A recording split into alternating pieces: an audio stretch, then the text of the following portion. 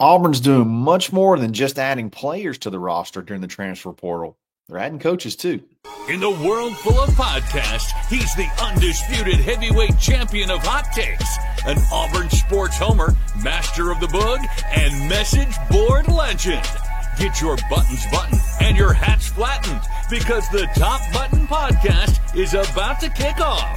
And you don't want to miss your courtside seat. Now, here's your host, Charlie Five.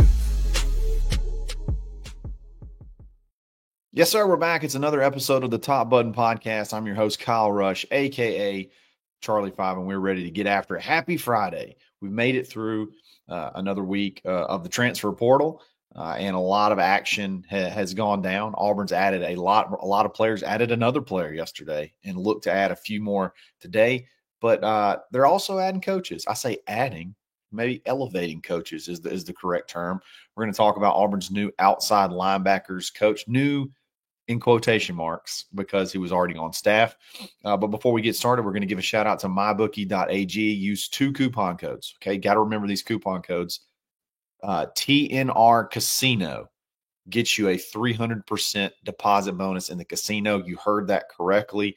Whatever you give them, multiply it by 3. You can take that in free play to the casino. And then you also have next round that will give you a 50% deposit anywhere.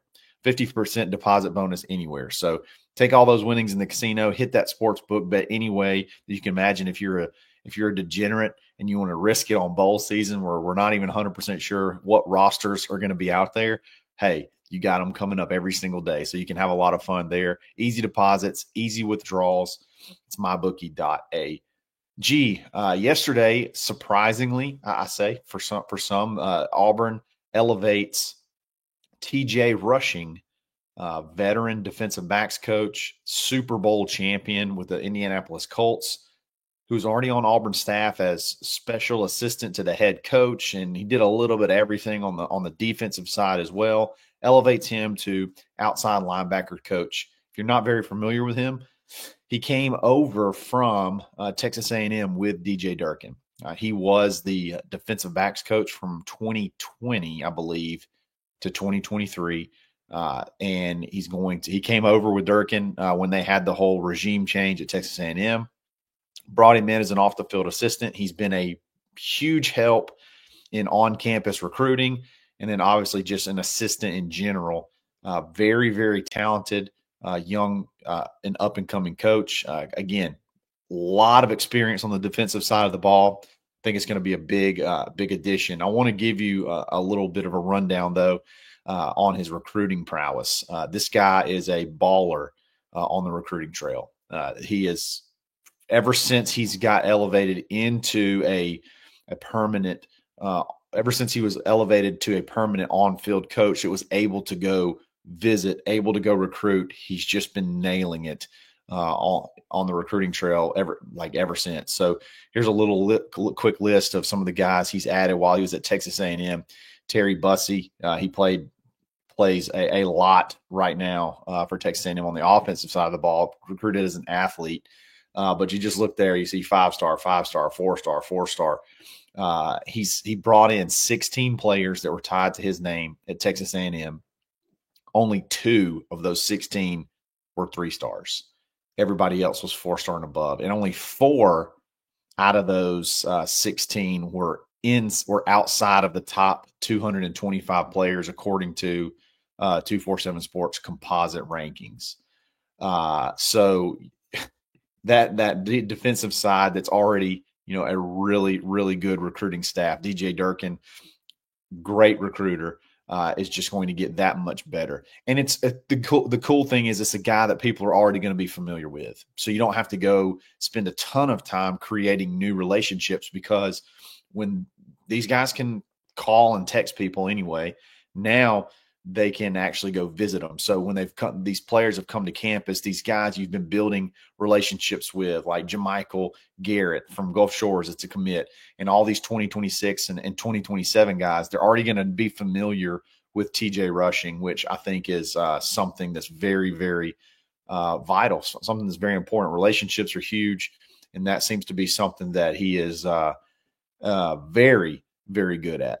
So that's obviously exciting. Now you got TJ Rushing out on the road. You got TJ Rushing out there getting after it. A lot of people are going to be, because of his position title, and now he's outside linebackers coach. I think there's going to be a lot of people that are going to be like, well, he never played outside linebacker. He's never coached outside linebacker. Why does that make sense? Why does that make sense? And the answer to that is very simple. Some of the greatest coaches of all time never played the position that they coached, or even ended up being a specialist on the side of the ball that they coached. Bill Belichick played like center or tight end or something in college, and then he became one of the greatest defensive minds in the game. Coached linebackers at New York, coached defensive backs a little bit. He's done a little bit of it all. And I think if you want to elevate and you want to become a defensive coordinator, you want to become a head coach. A lot of times you need to know, especially if you have a vision, you need to know what those other positions, you need to know what you demand out of those other positions. You need to know what you want to achieve out of those other positions. And this guy has a wealth of knowledge. He's also going to be, I think, moonlighting a little bit, helping with the nickel defensive backs, especially on like pass rushing situations, or we drop our edges a good time. When we're disguising coverages, or we're you have flat responsibilities, we drop the edges a lot. So that's another little aspect of it that I think could help bolster that room, help bring a little bit of an extra element to that room. Now, it also was not going to shock me because you're elevating this guy onto the field permanently, and we're going to be a really big time recruiting position. It would not shock me if Auburn goes and adds somewhat of like the title. I've been calling it like a senior position, where you have like maybe an older guy who's a technician. That's because you can have so many on-field coaches now. When I say on-field, what I mean is you have coaches now that can coach directly. It's unlimited. Coach directly with the players. You used to have those off-the-field assistants, could not have like one-on-one interactions with the players during practice. Now you can. Now it's unlimited. So again, many shows ago, I talked about how I felt like eventually what you'd start to see are your recruiting positions are going to be a lot of younger guys with a lot of, recruiting prowess about them, a lot of get after it about them. And then you're going to have your senior guys they're going to be more so about the technical aspect of coaching the position. It wouldn't shock me if we start to see sort of like a senior outside linebacker coach or pass rushing coach emerge down the road that could be added to the staff. And I don't think so, but there could be one on staff already that sort of specializes in that, but that would not shock me just because of maybe a little bit of a lack of experience of coaching pass rushing specialists. I mean, again, you know what you want to, what you expect, what you want your guys to be able to do, but can you 100% translate that when you don't have all that experience? That remains to be seen. So that's senior. Again, I'm making that term up, so that may not be what they end up calling it, but that senior outside linebacker coach may be something that helps in that area. But otherwise, I would trust DJ Durkin with my life. I would trust DJ Durkin I would trust him with my 401k. If I couldn't get Ford Stokes to do it, I would trust DJ Durkin with pretty much anything. He has been a home run. Every decision he makes seems to turn to gold. And what he did this offseason, what he did this past season was incredible with all these young guys. And if he thinks this guy is the real deal, if he thinks this guy can help him elevate this defense that he already has sort of the ball rolling down the hill, then I'm in. I don't care who it is. I trust DJ Durkin with all my heart and soul. So excited to see. I'm excited for this guy to hit the road. I'm excited for this guy to get out on the trail because I think he's going to be a huge a huge asset in the recruiting game. Again, we added a coach, added in quotation marks, but right now, obviously, it's about making the roster better. And I think Auburn made the wide receiver room a lot better yesterday. And we're going to talk about that in just a second. But before we do that, we got to give a shout out to our boy Ford Stokes with Active Wealth. Go to retirementresults.com/plan. Get your custom portfolio analysis absolutely free. It's a $1,500 value elsewhere, at least. And it's not going to be some cookie cutter PowerPoint presentation or pamphlet that everybody gets. No, you're going to dive in. You're going to look at the numbers, make sure you're not paying crazy fees, make sure you're taking advantage of the correct products, and make sure your dollar is stretching as far as it can possibly go, closing that gap that you need closed in retirement, or at least put you a plan together to help close that gap. Ford Stokes is the guy for that. Make a friend at the same time. Tell him we're Eagle. Tell him we sent you. That's Ford Stokes with Active Wealth. Auburn adds a big-time, big-bodied receiver, Horatio Fields from Wake Forest yesterday. He came as another one coming on a visit, and boom, you're in. You come on a visit, and we got you locked in, ready to go. I think that's been the theme. When you see a guy visit Auburn, there's a high likelihood that Auburn's going to get him if they want him, and they wanted this guy. He's 6'3", 205.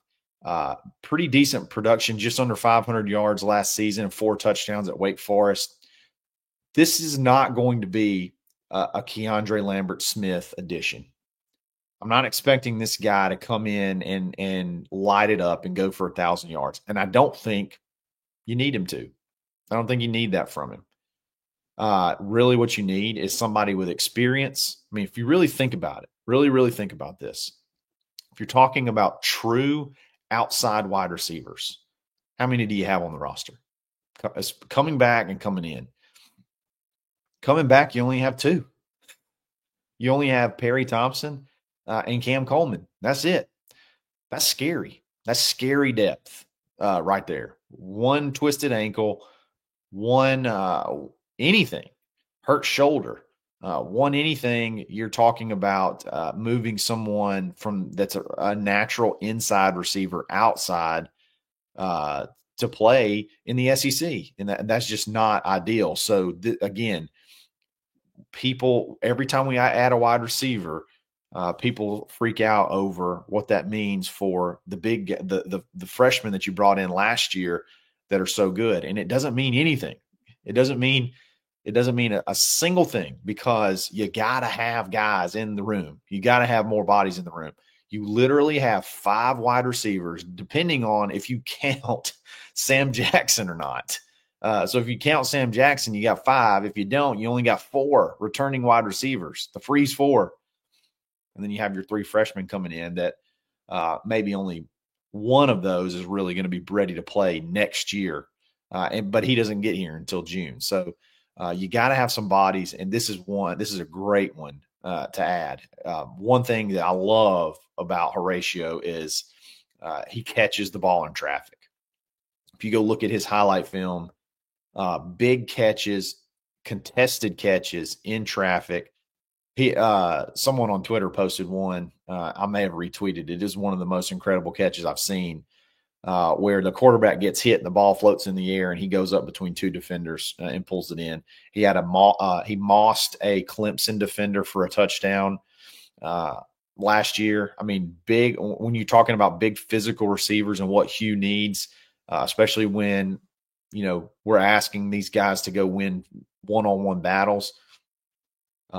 Horatio's battle tested, man. He's one that likes to go. He likes physicality. He likes contact, and he'll get in there and he'll go up and get a ball. And I think that's what you need. You don't necessarily need somebody right now with the young talent that you have. You'd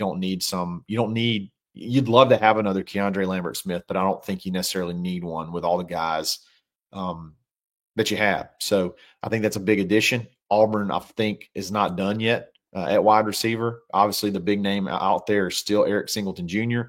Good thing about Horatio is also from Douglasville, Georgia, just like Eric Singleton Jr. I don't think they went to the same high school, but obviously these guys knew each other growing up, And I think that's just another thing to add. This is another part of the understanding the whole package that Will Redmond does, understanding all of the aspects of recruiting that are puzzle pieces that build off each other that Will Redmond understands. And they went out and got Horatio, and I think he's going to be a really good addition to that room. So we'll see how that plays out, how the rest of the thing plays out. The dead period is approaching. It comes into effect next Monday. It starts the 22nd, and that means no visits. No visits all the way through the end of the year. So you're going to still have some action. I'm sure there's still going to be some commits and things like that. And we'll probably have some more visitors over the next couple of days, maybe kind of bring in some guys late that you're interested in. But after the dead period starts, there's no visits. I still imagine there's going to be commitments. I still imagine there's going to be signings. There's still going to be some action because you can still communicate. You just can't visit. Campus. So I think Auburn's at a position now. You've got 9 guys, and you've added the most important positions. The most important positions of need you've filled. You've filled with high-quality guys. You needed a quarterback. You needed multiple quarterbacks, and you got the 2 you wanted. You needed a left tackle badly, and you got the best one available. You got the best one in the portal. You needed a right tackle, and you got another guy that's got Power 5 experience to add to the room of competition. You've added multiple players that you singled out that you didn't necessarily need to come in and be the guy, but you needed that perfect little sweet spot of how they fit the roster. You've targeted those guys, and you've gone out and you've nailed them. You got 9 guys in right now. I think you can be patient now. I think you can be patient. I don't think it's necessarily a rush to get all these guys in. You want to close Eric Singleton Jr. I'm not going to make any bones about that one. That's one you want to go ahead and close as fast as you possibly can. But as playoff games approach and as these later bowl games approach, I think you're going to see start seeing more explosions of players enter the portal. Now, the portal technically closes on December 28th, but any game that's played after the 28th, once that game's over, there will be an extended period of 5 days for players that played in that game to go into the portal. So even as the portal closes on December 28th, you're still got a chance after that you could have players that come up as available. So this weekend's going to be very interesting because you got a lot of playoff games that kick off. You got those on-campus games that kick off this weekend. They can't visit, but shortly after that, they have until December 28th to decide if they want to go in the portal or not. And I respect a lot of the guys that maybe go in there finishing off at least playing in the playoff game for the losers and waiting until at least they get eliminated before they go in. That you could see a lot of guys flood into the portal from there. I think there's just a lot more than what we've seen that can be available. So I don't know that if Auburn starts to slow down a little bit, we've been having a commit or multiple commits, multiple signees a day over the last several days. So if Auburn starts to slow down a little bit, understand that it's okay. They've sort of filled. There's still some spots they got to fill, but they've sort of gotten the most important ones out of the way. So now it's about finding best available spots to help elevate this team, this roster in 2025 moving forward. So again, I think that's fine. As long as you get Eric Singleton Jr., let's wait. If we need to wait and see what happens if, a team in particular gets eliminated on Saturday or Friday or Sunday or whenever all the playoff games are, and there may be some guys with some Alabama ties or the state of Alabama ties or some dudes that are looking to elevate that may want to go in, maybe want to go into the portal after they get eliminated. I think let's just be patient. Let's don't freak out if stuff sort of comes to a halt over the next couple of days, because there's still going to be a lot of good players available. And I'm really anxious to see what happens after some of these playoff losses and who becomes available. Then it's crazy right now still, but you got the whole JUCO thing that I could do a whole show on, my opinions on that. There could be a lot of guys that are JUCO guys in multiple sports for Auburn that you could see have more eligibility. Hey, I'd love to have Chad Baker-Mazara for another year. Xavier Miller, in theory, should he have 2 more years left if the JUCO ruling applies to everybody? There's so many things about college football that are changing that I can't wait to see how things shake out. But guys, I hope you have a great weekend. If we have any action over the weekend, obviously we'll jump on and talk about it, but we will be live. We will be live Sunday night like we always are. So make sure, if nothing else happens, that's going to be a live show. So make sure you're there. I really appreciate it. Thanks for another great week of shows, another great week of comments, questions, all that good stuff. Barn Takeover was great. Need to get a part of the barn, auburn.com too, so you can take part in that. So I hope you'll have a great weekend. Enjoy the playoff games, and we'll talk again soon. It's another episode of the Top Button Podcast. Stay buttoned. Thanks for listening, and drive home safely.